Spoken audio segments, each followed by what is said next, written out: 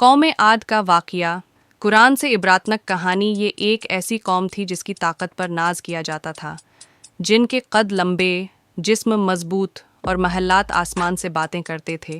یہ تھی قوم عاد۔ یہ لوگ احقاف کے علاقے میں آباد تھے، اونچے ستونوں والے محلات بناتے اور کہتے تھے ہم سے زیادہ طاقتور کون ہو سکتا ہے، مگر وہ یہ بھول گئے تھے کہ طاقت دینے والا اللہ ہے۔ اللہ نے ان کی ہدایت کے لیے اپنے نبی حضرت ہود علیہ السلام کو بھیجا۔ حضرت ہود نے فرمایا، اے میری قوم، صرف ایک اللہ کی عبادت کرو، غرور چھوڑ دو اور اللہ کی نافرمانی سے باز آ جاؤ۔ مگر قوم عاد نے انکار کر دیا، کہنے لگے کیا ہم اپنے باپ دادا کے دین کو چھوڑ دیں؟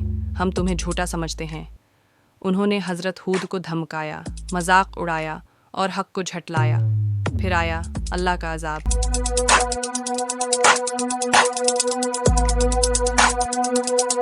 آسمان پر سیاہ بادل نظر آئے۔ عاد خوش ہو گئی اور بولی، یہ تو بارش کے بادل ہیں، مگر یہ بارش نہیں تھی، یہ تھا تباہی کا طوفان۔ 7 راتیں اور 8 دن ایک خوفناک آندھی چلتی رہی۔ ایسی تیز ہوا کہ طاقتور انسان کھجور کے گرے ہوئے تنوں کی طرح زمین پر پڑے نظر آتے تھے۔ اونچے محل ریت بن گئے، طاقت کمزوری میں بدل گئی اور غرور مٹی میں مل گیا۔ صرف حضرت ہود اور وہ لوگ جو ایمان لائے تھے بچا لیے گئے۔ یہ واقعہ ہمیں یہ سبق دیتا ہے کہ طاقت، دولت اور شان اللہ کے سامنے کچھ بھی نہیں، اور جو قوم اللہ کے حکم سے منہ موڑ لے اس کا انجام قوم عاد جیسا ہوتا ہے۔